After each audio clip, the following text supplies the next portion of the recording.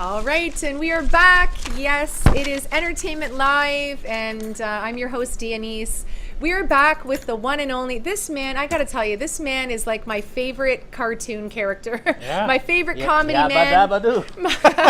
My Saturday morning funnies. Yeah. It's Rick Cordeiro, aka Al Capone of Toronto. And here he is, Rick Cordeiro. Welcome to the show. Hi, Dee. Thank you for having me. So great to have you here, Rick. And I'm really sorry, I didn't mean to break your heart that lineup downstairs was not your entourage. Yeah, I thought that was my entourage, but they're lining up for a brand new Japanese cheesecake store downstairs.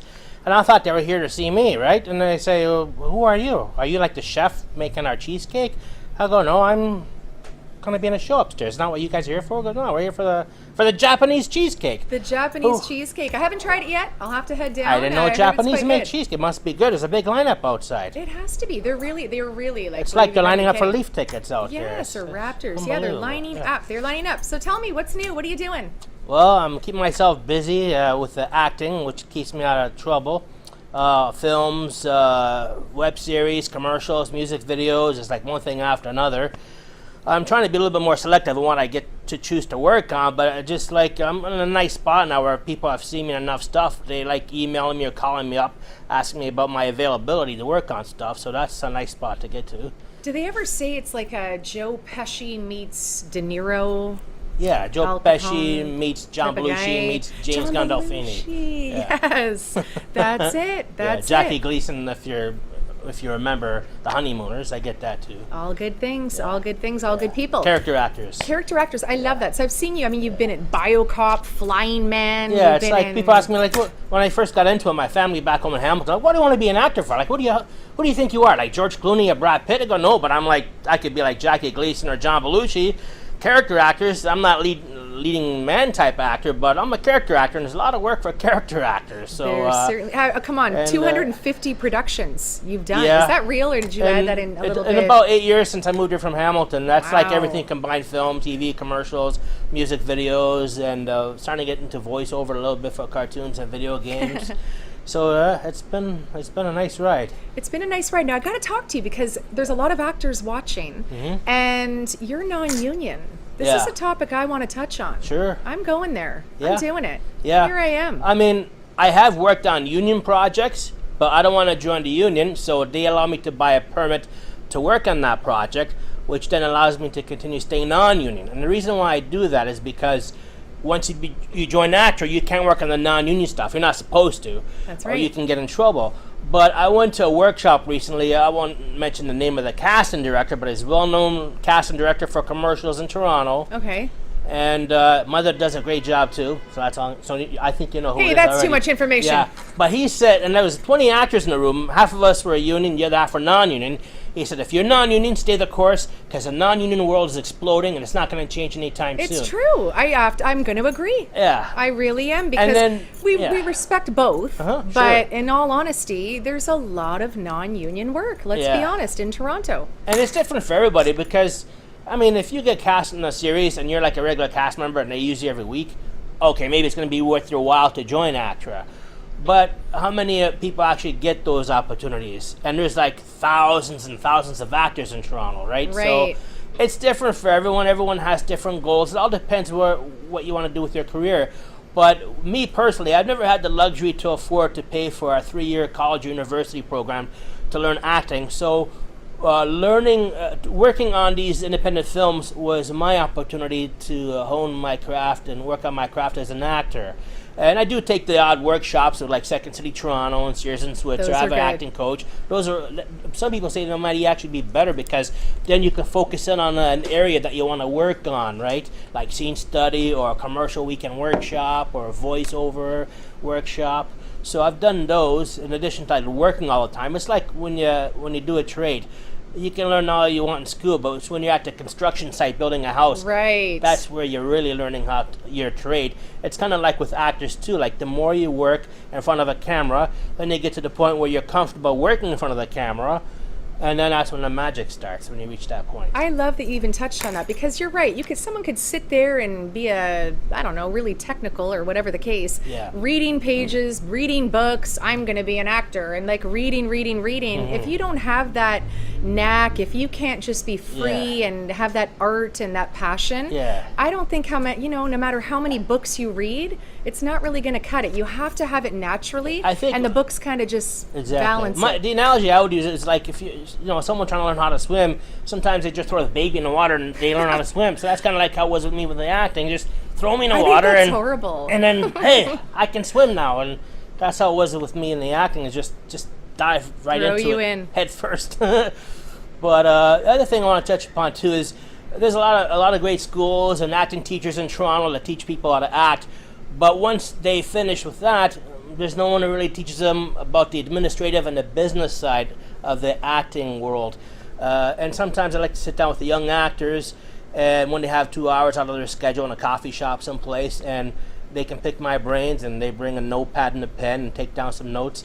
And I share with them some of the things I do to help me get work and to promote myself as an actor, because there's a lot of stuff they don't teach you in school that can help them afterwards get the job, because a lot of great actors out there, but then they don't know how to get the work afterwards. That's right. And that's why I love you, Rick, because you're so down to earth, and you're signed with Carolyn's. I'm a personal manager at Carolyn's Model and Talent Agency. That's where I know you years. from. That's I know I know you from somewhere. You look so familiar, Rick. Jeez.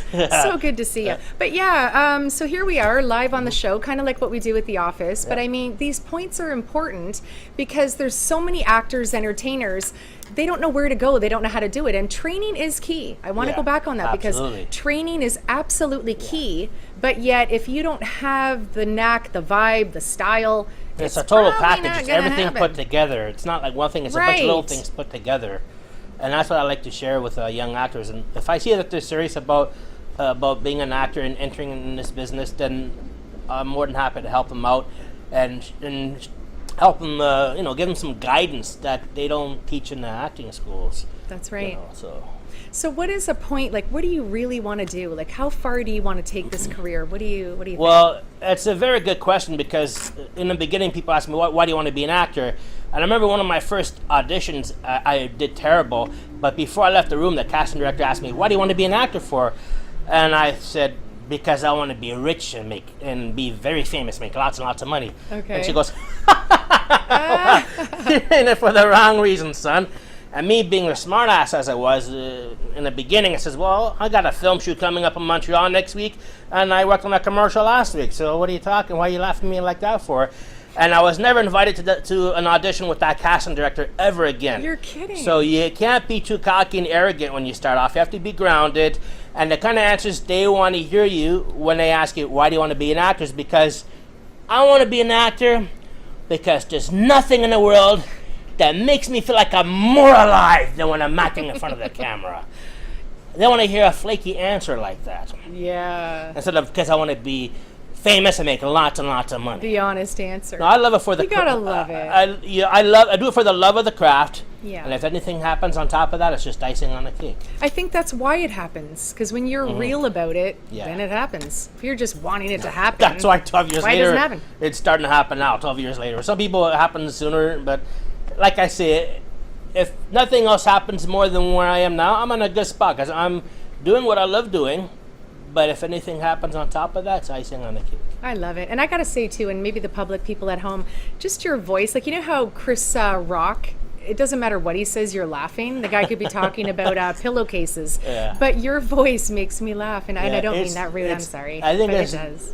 I've had people tell me that before. I don't know if it's because of the delivery, the pitch, all that stuff put together. But my whole life, I've always been the kind of guy that likes to make people laugh. And I'm aware of that, and I'm aware of what I'm going to say next to try and pull the laugh out of someone. Nice. So now it's become, I think, over the years, just second nature, the way I deliver my lines just talking to you or anyone on the street now, right? Timing is everything. You know what? Can we roll a clip of our good friend Rick Cordeiro? Do we have one in the house?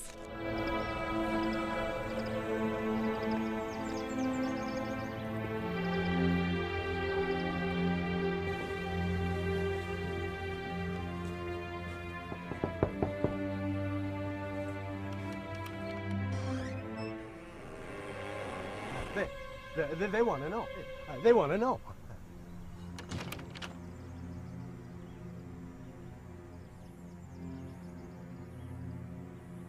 You have come to seek answers about the beach. Yes, I've come. We got a call about people eating people. We tend to frown upon that. This one here says you know what happened. Yes, I know.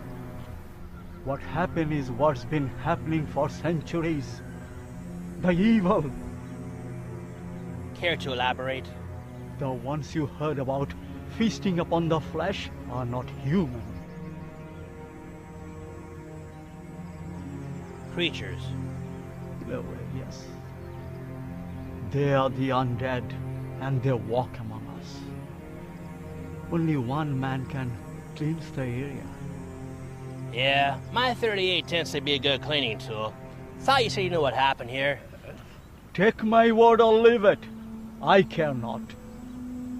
People continually venture into where they should not be and suffer the consequence. That's what happened on the beach. So you're saying creatures ate people. The undead, the evil. And you're saying creatures ate people? That's what we're trying to tell you. All right, that's it from me. Let's go take a look at this beach.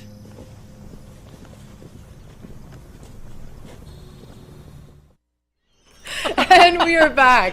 And yes, Rick has figured out there is a 1 second time delay. In case I say something I'm not supposed to on say. the TV maybe, that we are seeing. And I have to ask you, that guy with the sweater around his neck, was he an actor or was he just like hanging around? Yeah. I don't know where he found him, but he's good choice. He's very nice very touch. believable. Nice little touch yeah. there. So zombie, was he a zombie or? No, he's one of the victims like me in the end. I'm a victim Oh. too. But that film actually won a ton of awards at film festivals in Vancouver, Mexico City, Las Vegas.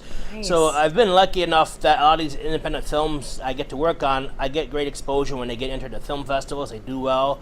And then I get people emailing me or adding me on Facebook and Twitter from like other countries saying, hey, I seen you on Zombie Beach here in Las Vegas. You did a great job. And I'm really? Wow. So I didn't know that I had that kind of a reach, the film, right? So it's good when you get the kind of feedback from people. Fantastic. And you're so humble and just, I mean, don't you have like, I don't know, 20 million or something followers Oh on yeah, Twitter or something? on Did my you buy Twitter, you those? can find me on Twitter, hashtag Al Capone of Toronto. Nice. I'm getting close to 500,000 followers right now. I'm number 13 Very in Toronto for good. Twitter. I'm a little bit of a social media wizard, I guess, internet savvy, whatever. Guru, that's There you it, go. guru. So, but it's good. Like Facebook's good for local, regional, but I just find that Twitter has a longer global reach. So I picked up like a manager in the U.S. because of it. I'm getting film opportunities in Louisville, Kentucky, Mm-hmm. Latvia, Australia, and Las Vegas because of my Twitter contacts. And somebody in Germany is producing a video game, and they want to use my voice for that too. I'm not surprised. I just love you to pieces. I know you're a star. You are a star, and I just love the things you do. I hear the voice, and I hope the Muppets are watching because while I was listening, I could Yeah. picture like a new Oscar coming fresh out of the can. You know that Fresh actually out. his birthday was yesterday. Well, there you go. It's all meant to be. It's in the all meant to universe. be. You know what, Rick? It's so great to have you here. Thank you for being here. Thank you so now, much, Dee. I want to put this out, and I'm going to put it on blast. I really, as the show grows, I mean, we're getting warm. We're kind of feeling it out, you know, Yeah. first day on the new set and everything. And I really can't wait to have like maybe your, you know, cast of characters here, part of the crew, and Great, yeah. doing some like, you know, SNL type skits because that's we've got a lot awesome. planned for this show. Thank you This is very just much. I the really, yeah. intro. Oh, wow, a that's- little bit that's of a amazing. song intro. Sure. Yeah. Thank you so much. I appreciate You're so that. welcome. Can't wait to have you back. All Al right. Capone of Toronto, Rick Cordeiro here, Entertainment Live. It's Friday night. We're downtown, and we're going to be back.